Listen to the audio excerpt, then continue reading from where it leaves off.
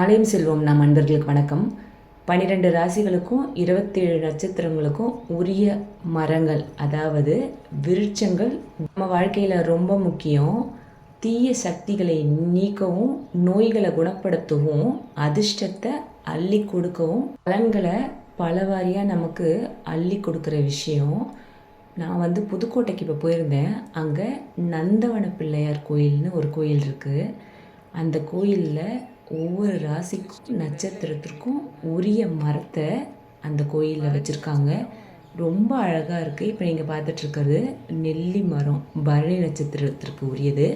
அதுபோல் 27 நட்சத்திரத்திற்கும் உரிய மரத்தை வச்சுருக்காங்க.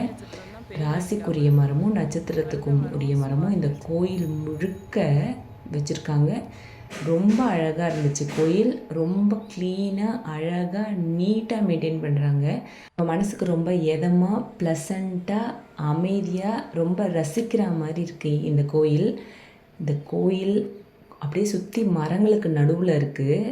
ரொம்ப பச்சை பசேர்னு ரொம்ப அமைதியாக இருக்குது. சில பேர் மன இறுக்கமாக இருக்குது அப்படின்னு ஃபீல் பண்ணுறவங்க இங்கே ஒரு 10 நிமிஷம் இருந்துட்டு போனால் போதுமே, அவங்களுக்கு அப்படியே புத்துணர்ச்சி கிடச்சிரும். இந்த கோயிலுக்கு வந்தாலே ரொம்ப நல்லா தான் இருக்கும். இங்கே நமக்கு பிள்ளையார் உள்ளே நுழைஞ்ச உடனேயே நமக்கு காட்சி தராரு. நந்தவனத்து பிள்ளையார் ரொம்ப அழகாக இருக்குது. இந்த சைடு போகிறவங்க வரவங்க எல்லோரும் இந்த கோயிலுக்கு வந்துடுறாங்க. கொஞ்ச நேரம் அமைதியாக இந்த இடத்துல உட்காந்துடுறாங்க. அப்படியே பார்க் மாதிரி நிறைய பேர் ஃபீல் பண்ணுறாங்க. அப்படியே மரத்துக்கடியில் உட்காந்து தியானம் பண்ணுறாங்க. கோயில் திருவப்பூர் பிரகதாம்பாள் கோயில் இருக்குது இல்லையா, அந்த கோயிலுக்கு ரொம்ப ரொம்ப பக்கத்தில் இருக்குது. கோயிலுக்கு பின்னாடியே அவ்வளோ பெரிய தாமரை குளம் இருக்குது. சுற்றி அப்படியே தாமரை இலையும் தாமரை பூவும் தான். கோயிலை சுற்றி அப்படியே அந்த செற்று சுவரில் அப்படியே நந்தி வச்சுருக்காங்க. இந்த நாகலிங்க மரத்தோட ஹைட்டு பாருங்கள், என்ன ஒரு அமைப்பு. 2 நாகலிங்க மரம், நடுவில் சிவபெருமான். கண்கொள்ளா காட்சி. ஒவ்வொரு மரத்துலேயும் மரத்தோட பேரும், எந்த நட்சத்திரத்திற்குரிய மரமும் இங்கே எழுதியிருக்காங்க. 2 ராசிகளுக்குரிய மரங்களையும் 27 நட்சத்திரத்திற்குரிய மரங்களையும் சொல்கிறேன். மேஷ ராசிக்கு செஞ்சந்தனம், ரிஷபத்துக்கு அத்திமரம், மிதுனம் பலாமரம், கடகம் புன்னை மரம், சிம்மம் ஆலமரம், கன்னி மாமரம், துலாம் மகிழமரம், விருச்சகம் மருதமரம், தனுசு அரச மரம், மகரம் மூங்கில் மரம், கும்பம் கடம்பு மரம், மீனம் வேப்ப மரம். 27 நட்சத்திரத்திற்கு உரிய மரங்களை சொல்கிறேன். அஸ்வினி எட்டி மரம், பரணி நெல்லி மரம், மிருகசிர்ஷம் கருங்காலி மரம், கார்த்திகை அத்தி மரம், ரோகிணி நாவல் மரம், திருவாதிரை செங்கருங்காலி மரம், புனர்பூசம் மூங்கில் மரம், பூசம் அரச மரம், ஆயில்யம் புன்னை மரம், மகம் ஆலமரம், பூரம் பலாமரம், உத்திரம் அலரி மரம், அஸ்தம் அத்திமரம், சித்திரை வில்வமரம், சுவாதி மருதமரம், விசாகம் விலாமரம், அனுஷம் மகிழமரம், கேட்டை பராய்மரம், மூலம் மாமரம், பூராடம் வஞ்சிமரம், உத்ராடம் பலாமரம், திருவோணம் எருக்கமரம், அவிட்டம் வன்னிமரம், சதயம் கடம்பு மரம், பூரட்டாதி தேமாமரம், உத்திரட்டாதி வேம்பு மரம், ரேவதி இலுப்பை மரம். இந்தந்த நட்சத்திரத்திற்குரிய மரங்களும் ராசிக்குரிய மரமும் இந்த கோயிலில், இந்த நந்தவனத்தில் பேர் பலகையோடு போட்டிருக்காங்க. அந்தந்த நம்ம பார்க்காத மரங்கள் நிறைய இந்த கோயிலில் இருக்குது.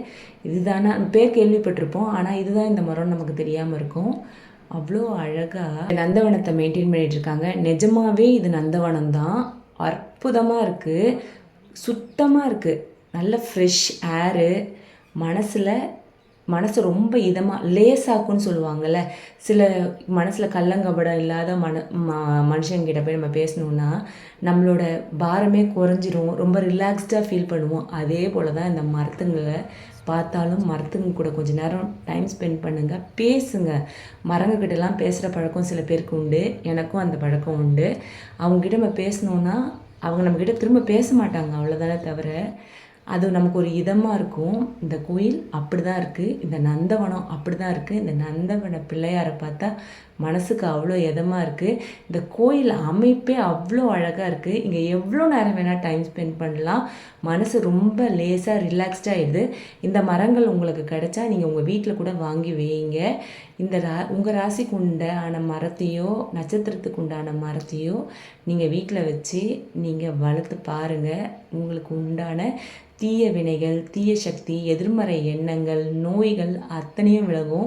எல்லா நல்லதும் கிடைக்கும், ஐஸ்வர்யம் பெருகும், உங்கள் வாழ்க்கை வளம் விடும்.